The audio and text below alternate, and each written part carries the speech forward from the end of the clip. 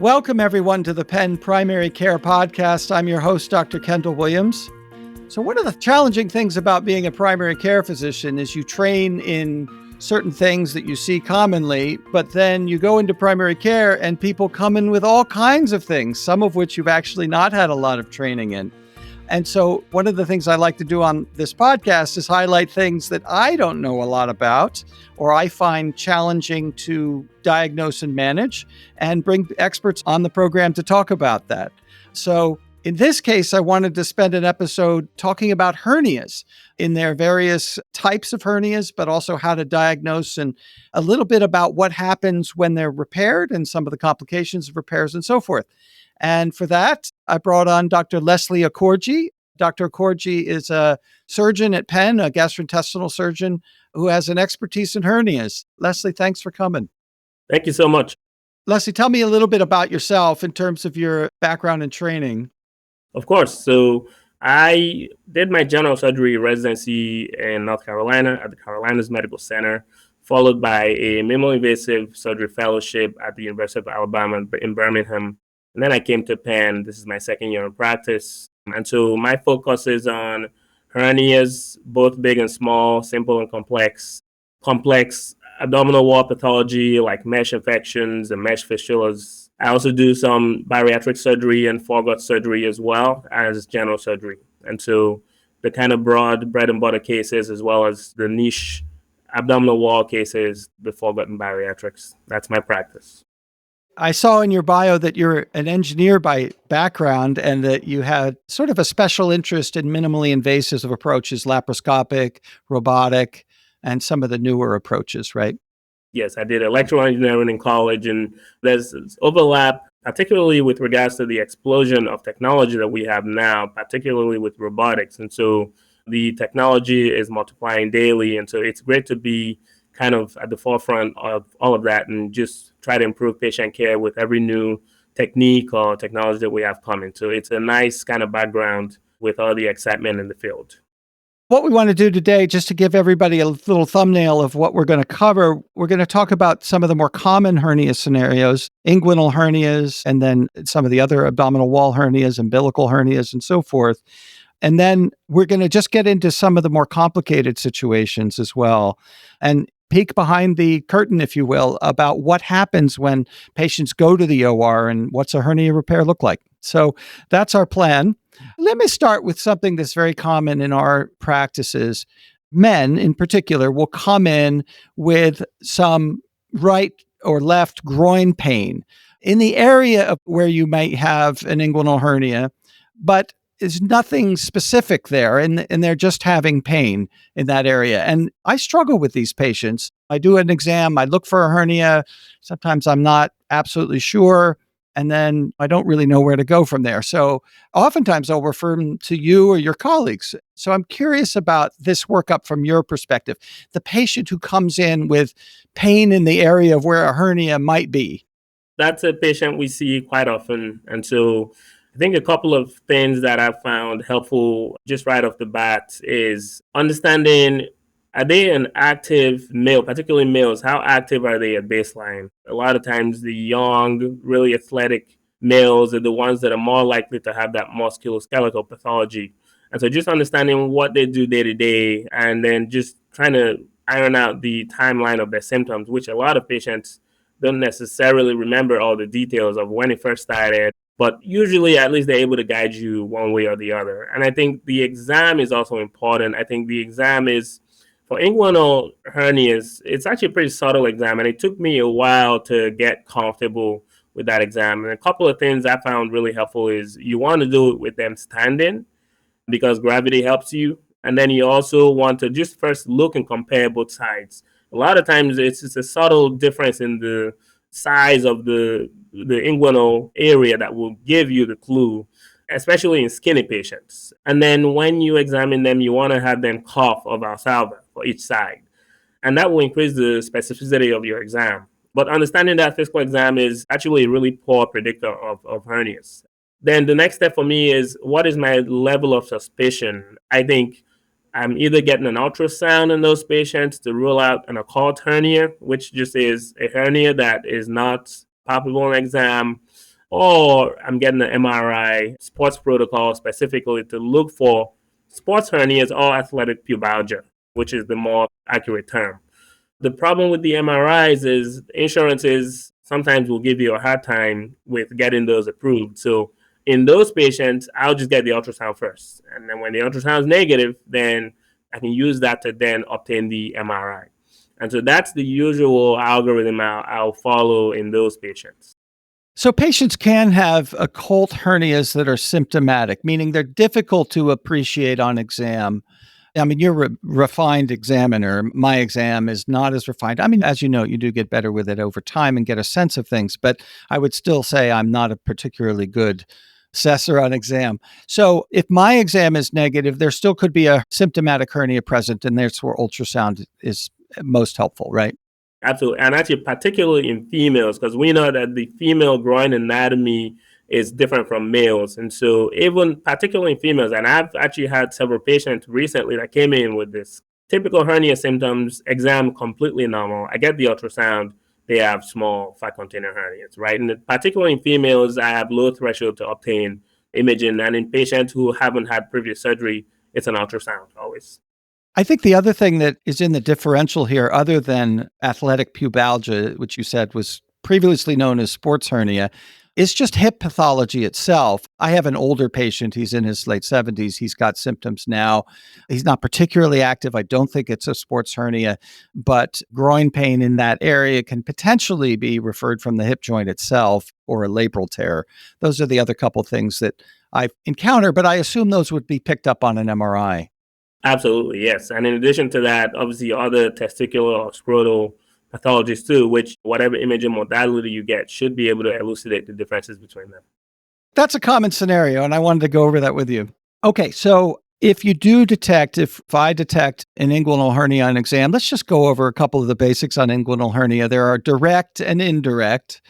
And then we all learned in our surgery rotation in medical school that the terminology reducible, incarcerated, strangulated. So let's just go over those basics. Let's just talk about direct versus indirect hernias in the inguinal region. I think a lot of it actually ends up being it's a much more of an academic conversation because in reality, the best way to know is actually in the operating room. Now, I'm good enough at reading at least CT scans. I don't read ultrasounds that well, but CT scans that I can usually tell because I can follow the inferior epigastric and see whether it goes medial or lateral to that. But in reality, it doesn't change how you manage them. So I've moved away from talking about that with patients. I just say you have a groin hernia because certainly too, it could be a femoral hernia, which sometimes on imaging, that's also called an inguinal hernia. And so right now there's certain subtleties between the two, but at the end of the day, the management is for the most part the same. I mean, there's some nuances to femoral hernias as far as how you approach them surgically, but I think ultimately, from an anatomic standpoint, it's just the relationship between the hernia and the inferior epigastric arteries and veins, which any imaging study with a competent radiologist should be able to pick up. But again, they're not always accurate, especially in obese patients or patients who have really large bulges and chronically incarcerated hernias. So the whole floor is typically kind of disrupted in those patients. And then as far as reducible versus not, it's best to reduce them when they're laying flat. And typically, when you really want to reduce the hernias when the patients show up in the emergency room, you put them in Trendelenburg or head down because you want gravity to help you. And the goal is essentially to make sure that in that acute setting, you're turning an acutely incarcerated hernia to a hernia that at least you have time to discuss options and optimize whatever needs to be optimized. Now, the subtle caveat to that is there are patients who come in with chronically incarcerated hernias. I think those are the ones that are tricky because they've had this bulge for years and it hasn't buckled for years. And so you don't expect that you're going to be able to reduce those hernias on exam. And the key is understanding the history. And if they've had previous imaging, it's also helpful too, because that patient doesn't necessarily need to rush to the emergency room.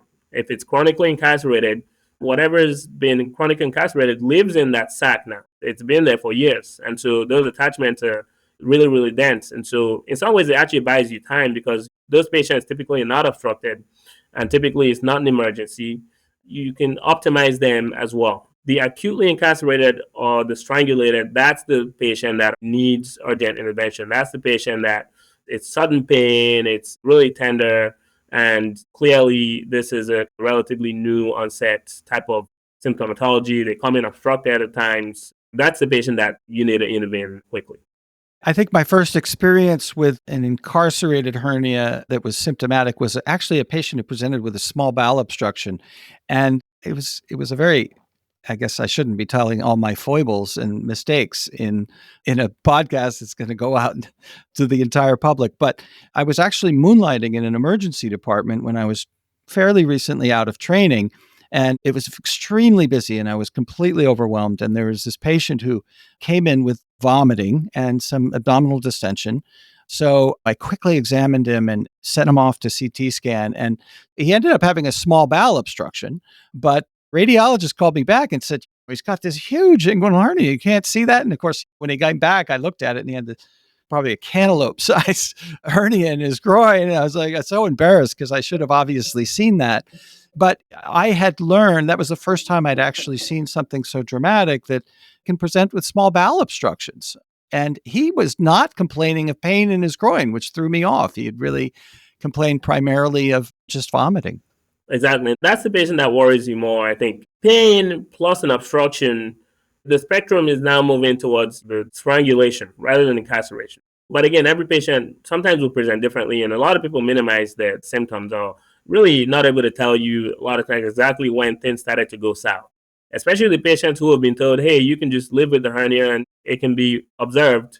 And so when the pathology changes from observation to, hey, you need to get this fixed, sometimes it's hard to pinpoint. And so certainly I think you mentioned the key things there is obstruction is always a problem. Pain out of proportion to exam is always a problem. That's ischemia until proven otherwise. And then I think in the acute setting, obviously you get a CT scan because you want to understand what's happening with the rest of the bowel. In the elective setting or when you have a patient with reducible hernias or you're not concerned about them, then the ultrasound is great because, again, that's low radiation, it's easy to get, and it will give you the answer. So a strangulated hernia, as you mentioned, is when the bowel is becoming ischemic because its blood supply is being compromised. And you said the key feature there was pain out of proportion to exam. So that would be pain, but also these patients obviously are starting to get pretty sick. Right. That's the septic patient. That's the patient that has redness at the groin. That's the patient that clearly just looks sick. And I think the thing that people get thrown up by is, do I still reduce that hernia, even though I know that there is badness happening in that hernia sac?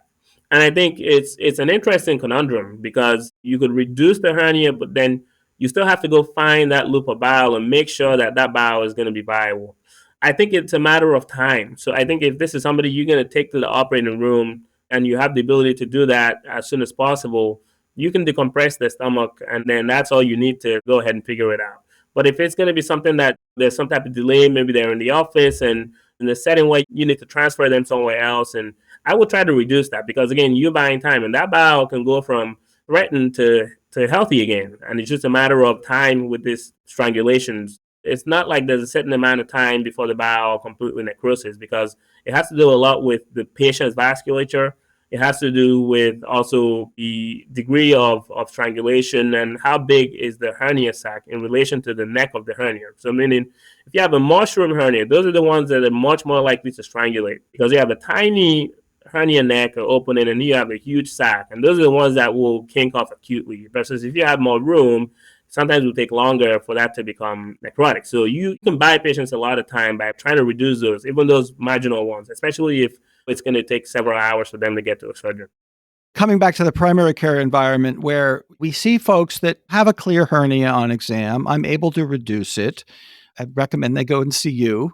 And in the meantime, I want to give them advice. And what I usually say is if you develop increased pain in that area, or if you start vomiting, is there anything specifically you tell patients to look out for? Is I guess what I'm trying to get at. I think all of the things you said, I just tell them, hey, you know your body. So if it starts to cause you more pain or discomfort, if it's now impacting your quality of life, if it's somebody who initially is choosing to not have surgery, if it's becoming a daily problem where it's impacting your ability to walk or to do whatever activities at home, carry your kids around, stuff like that. And also, obviously, if you start to notice the symptoms of incarceration or strangulation. And so that's really all the counseling I give. And just give us a call in that situation. Or if it's emergent, you have to go to the emergency room. And so we're also getting to the question that you face a lot is when to repair it. If it's incarcerated or strangulated, those people are going to get repaired early. If it's reducible and somewhat minimally symptomatic, then they may not need repair. And then we have the patients that come in and really just want it repaired. It's bothering them, they notice it, and so forth. These are discussions that you are frequently having with patients, right?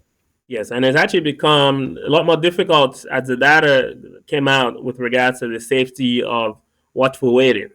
It just makes the conversation of like, hey, you have a hernia, we should fix it. It becomes much more nuanced. And so I just tell the patients essentially, first of all, how much is this bothering you? Is this like daily? Is this once a month? Is this once a year? And then also figure out like what type of person are you? There's people who like don't want to live with any type of problem or any possibility of a problem. If there's a 0.1% chance of an emergency, they want to fix it. And then there's people who like don't want to undergo surgery unless absolutely necessary, unless there's no other options. So I kind of gauge that right off the bat, and then based off of that, then I just give them the options of either watching it, especially like you mentioned, if it's asymptomatic or minimally symptomatic. The data shows that the risk of incarceration or strangulation is less than 5% in the long term. But what happens in those studies is actually there's a high crossover rate. So over 60%, I think at 10 years, crossed over to having surgery. And it makes sense, I tell the patients, because ultimately what happens is that area of weakness, it just gets weaker over time in a lot of those situations. And there's nothing you can do to stop it. As you go about your daily life, all the things we use our core to do will continue to add tension to the area. And so what happens is then the ones that are minimally symptomatic or asymptomatic, they get bigger and then start to cause more discomfort. And that's how the vast majority of those patients crossed over and got surgery. It's not because they came in emergently. It's because it just over time, the natural history of it is that it tends to get bigger. So then when I have those conversations with the patients, most of them kind of able to decide one way or the other. And when they're on the fence, I say, if you're on the fence, I think it makes sense to just fix it when it's a good time in your life to fix it and just to prevent it from progressing in the future. Before we get into what happens when you fix it, I just want to address one other question, and that's having to do with exercise, because I imagine the more Valsalva you might do, the more potential there is for opening that opening and worsening the hernia. On the other hand, abdominal muscle strengthening may be part of what you want to do in certain hernia circumstances. But I would imagine in inguinal hernias, exercise potentially could worsen it. I think it's one of those areas we don't have any data. And so actually what we found is a lot of the things we say, similar to after surgery, we say no heavy lifting for 6 weeks. So it doesn't actually pan out in real life. When we study it, it doesn't matter because the forces you generate with lifting are not nearly enough to disrupt the vast majority of patients' hernias. So I tell the patients, just monitor your pain. I think it's discomfort that should guide you. I think you don't want to be afraid of taking care of yourself. You're probably not going to make this worse. If it's going to be worse, it's going to be worse because of the natural history. It's not because of anything you particularly did. Some patients like the hernia belts, the truss belts for the inguinals. And so that just helps provide reinforcement on the exterior. Doesn't help everybody, especially with the smaller hernias. I find it kind of just bothers them more than it helps them. But I also suggest that to people, especially those that have obvious bulges and that are very active. And sometimes it makes a difference. So what is a modern inguinal hernia surgery like, or femoral hernia surgery in that whole area? What is it now? So I think we're in a crossroads because if you look at it, a lot of people are getting trained in these minimally invasive techniques. But when you look at what's actually still being done in America, it's mostly open. And so it's essentially evolving, I guess is the summary of that. So when I look at all the data and patient experiences I've had, I think the summary of it is for the small hernias, it almost really doesn't matter what you do. You just have to do it well. So if you're somebody who does a lot of open hernia surgery and you do it well, your patients will do amazing. If you do laparoscopic or robotic surgery and you do it well, the patients do amazing. When you compare all of those modalities, the real difference is in the short term. People are able to return to work a little sooner, less discomfort right off the bat with the laparoscopic or robotic approaches. And that kind of makes sense if you think about how it gets fixed. From the laparoscopic approach or the robotic approach, you're fixing it from the inside out. So it's not much disruption to the abdominal wall. With the open approach, you have to go through all the layers to get to it. And so it ends up just being a little bit more disruption, a little bit more trauma in that initial setting, and a little bit more time to heal. So that's what we know. And then in the long run, really, it's no difference in the outcomes. It just really based on once you pass your learning curve with any of those techniques, the recurrence rates are equivalent. The risk of chronic pain, some studies will say it's a little higher with the open approach too, and some of them say it's not much of a difference. So I think for the smaller hernias, unilateral hernias, I do the laparoscopic or robotic approach because I think the patient just bounce back quicker. But I think it's kind of dealer's choice. It's whatever modality that you're comfortable with. And obviously, mesh repair is superior to non-mesh repair from a standpoint of recurrence. And that's another conversation that you have to have with the patients. Yeah, I wanted to ask you about that, is whether or not you do mesh in inguinal hernia repairs all the time, or is it just an option, and how is that done? Mesh repair is going to be an open repair. So that's the one thing. There's no real minimally invasive approach that's a non-mesh. There's some techniques that are out there, but they haven't really been proven. So I tell the patient, if you're looking for no mesh, it would have to be an open surgery. If you look at actually the recovery from the open non-mesh repairs, the pain is actually similar to the open mesh repairs. But again, it makes sense because it's not really necessarily the mesh that's causing the pain, especially if you place the mesh properly. It's everything else that you do and how tight the area is, especially with the non-mesh repair. It's a lot of suturing of all those tissues together. Now, I do offer that for the patient, but I offer it for a patient who is ideal for it. So a patient who is not obese, not diabetic or smoking, and the hernia is not to the size that I would worry about a recurrence. And so I usually kind of let the patient, when they come in with the mesh questions, I have a mesh in my office and I just show it to them, and most of them appreciate it. And then, especially because the technology has also evolved with mesh, and I think we have a lot safer products out there than I would say 10, 20 years ago. And we know a lot more about how they behave in the body too. But in general, I think when you compare the data, if you remove the bias in certain centers, mesh repair is superior from a recurrence standpoint. Obviously, there's problems with mesh, but I think if you use the right mesh for the right patient and do the right operation, they'll do well. As you said, those would be open repairs, right? Because Correct. you have to do, yeah. Non-mesh repair would be an open repair. Is there a distinction to be made between laparoscopic versus robotic? I mean, robotic is laparoscopic, right? Right. It's a conversation I have a lot too, because again, we're trying to figure out where the robot fits with regards to general surgery, gastrointestinal surgery. I think it's much more established for urology and gynecology. And so essentially, I tell patients, you just imagine driving to work in a Honda Civic versus a Ferrari. That's the best way for me to describe it. And so that's the difference in the modality. You're going to get there. And actually, for some certain Civics, probably makes a lot more sense. But there's certain things that it's not going to be able to do. So you'll find different versions of surgeons. You'll find surgeons who are robotically trained, and that's all they do. You'll find the surgeons who are laparoscopically trained and don't really believe in the robot. You'll find surgeons who are laparoscopically trained and understand what the robot can add to a laparoscopic practice. And that's kind of where I'm at. And so a lot of times when it's a complex hernia, when it's like down to the scrotum or the thighs, when it's a patient who had previous surgery and I know I have to walk around a lot of scar, that's when I want the robot. So that's the patient I'll do robotic. For me, that's the distinction. For a lot of the smaller hernias, primary hernias, then either modality. In the laparoscopic repair, if you look at the studies, it's a little bit faster. I think those studies are biased by the fact that a lot of those surgeons are laparoscopic experts and not necessarily robotic experts. They're not quite past the learning curve robotic. So in my hands, the time is actually irrelevant. It's more about, for me, what the pathology is and what I think is going to be the hardest part to do and then how I want to achieve that. And so I think there's a lot of confusion out there, frankly. I get it because I think we haven't nailed down where the robot is truly useful in some of these more simpler procedures. But for me, I think it just depends on the complexity. When the complexity goes up, the robot shines. So when it's less complex, then you'll find not much of a difference because both patients do well. You'll find that the cost goes up from a healthcare system standpoint. But that's not necessarily a conversation to have with the patient.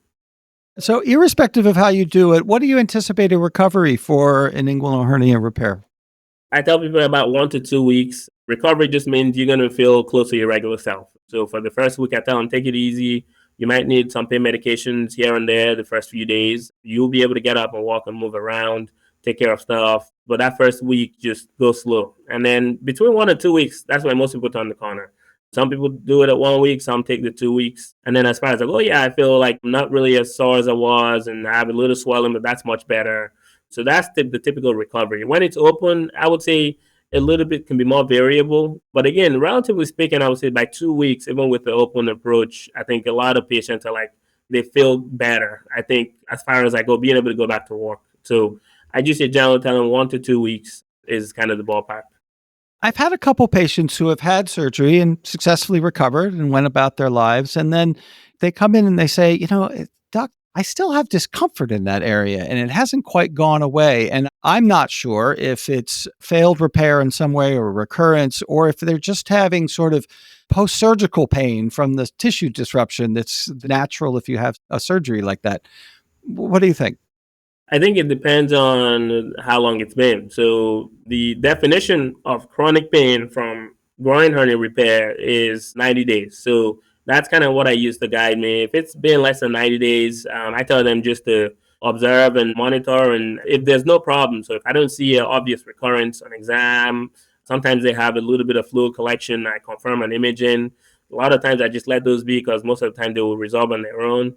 And then I think when it's past the 3 month mark, then you have to kind of do a little bit more investigation. And there could be obviously multiple reasons for that pain, including some of the issues with regards to your surgical technique. So you do have to do a little bit more investigation at that point. That's not the only type of hernia that patients come in and talk to us about.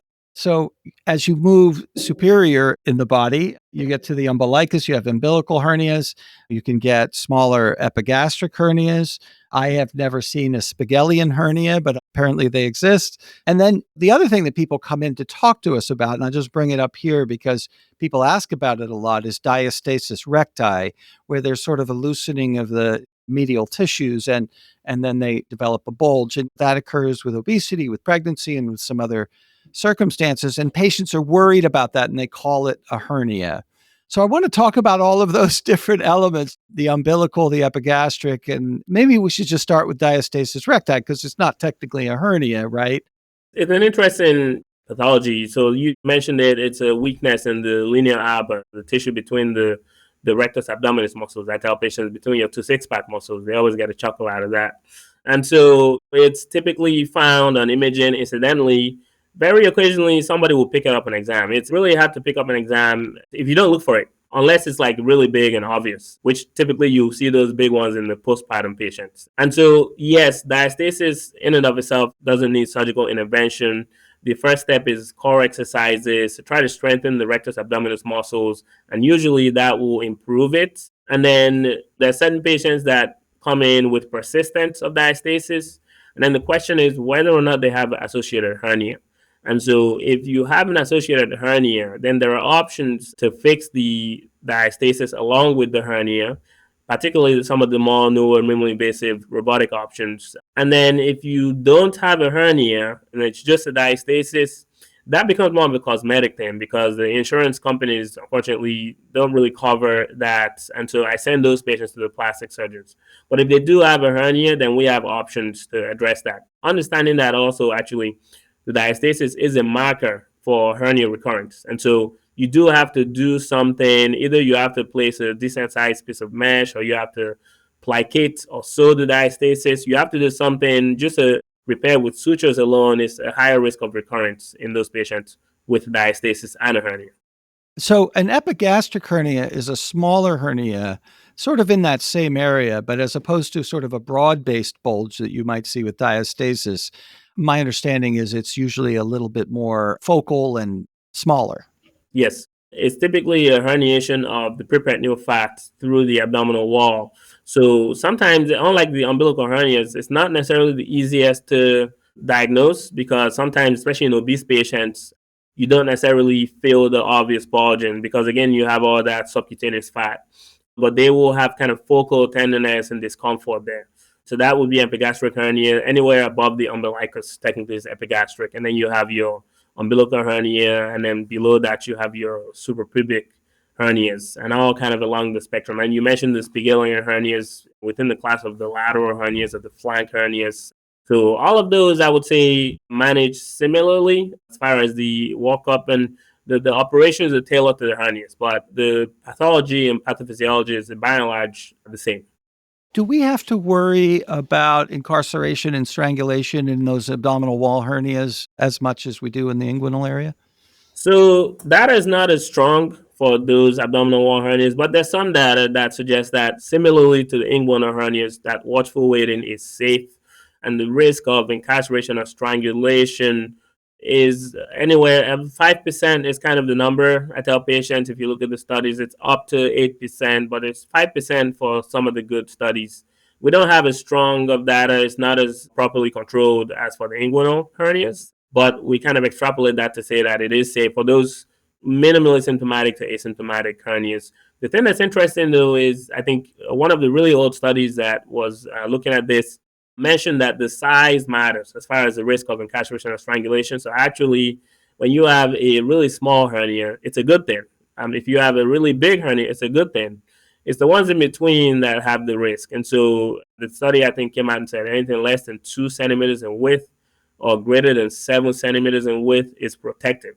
And it makes sense because if you imagine how much room that a bowel will be able to sneak through, if it's 1 centimeter, it's really hard to imagine that. You can get a Richter hernia, which is like a partial knuckle, not the whole bowel, but part of the wall of the bowel sneaking through, but that's relatively rare.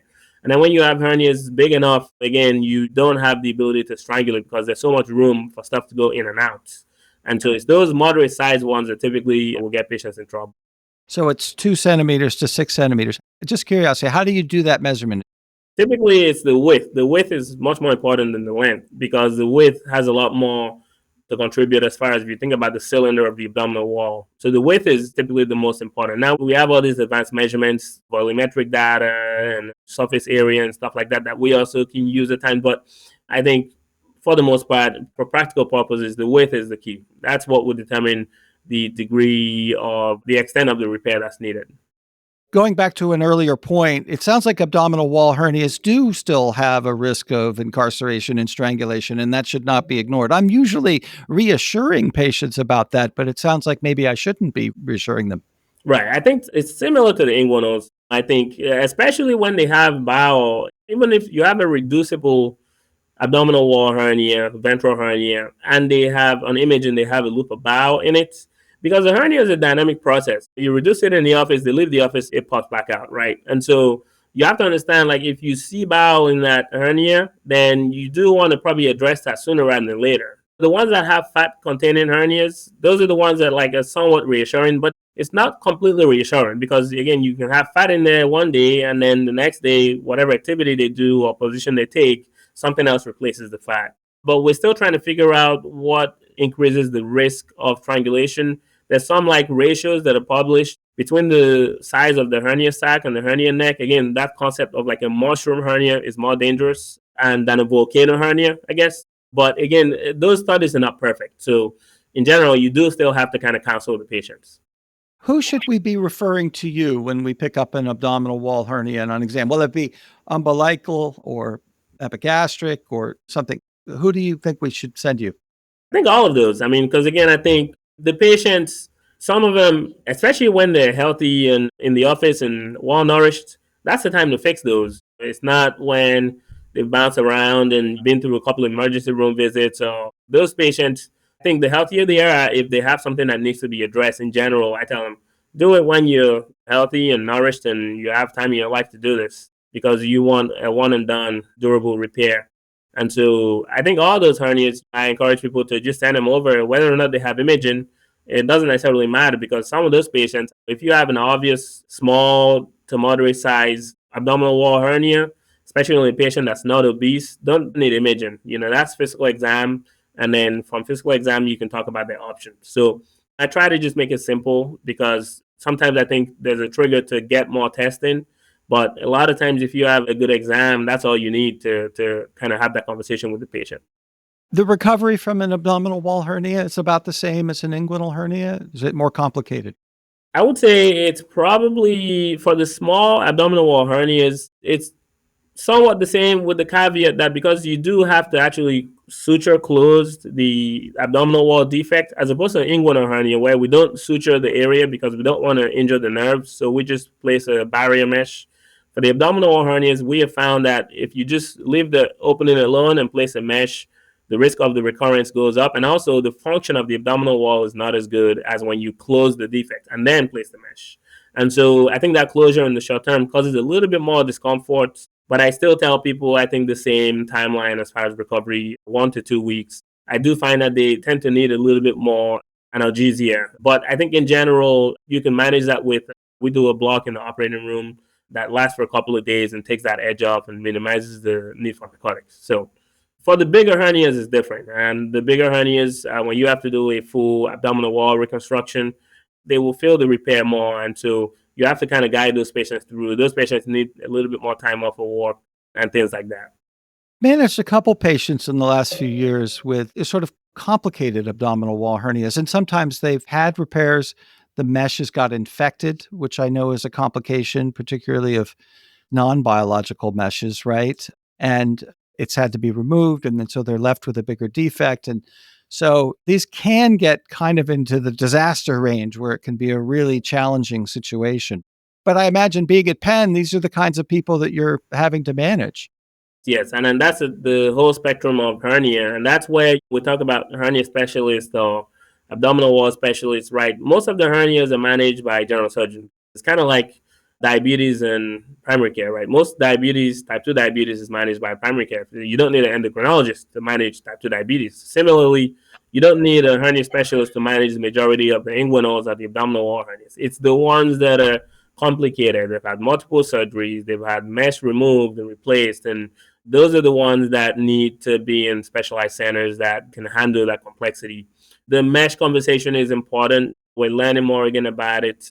You can get a mesh infection with any type of mesh, actually. It's not necessarily exclusive to permanent mesh. You can get absorbable meshes get infected too. And so it's more to do with the patient risk factors as well as the surgical details as well. When you have an injury to the bowel, that will increase the risk of a mesh complication. When you have patients who are not optimized or unable to be optimized, obesity, smoking, diabetes, etc., immunosuppression, all those things will play even if you do a perfect repair. That's why those minimally invasive techniques have become more and more viewed upon favorably because you just avoid the risk of the wound complications that you have with these big open techniques. And so that has helped, especially when the patient's higher risk, that's when again you see those techniques shine because you're providing a huge benefit as far as just avoiding that abdominal wall, taking what would be a 15 centimeter incision and making it 2 centimeter incisions. That makes a difference for the high risk patients.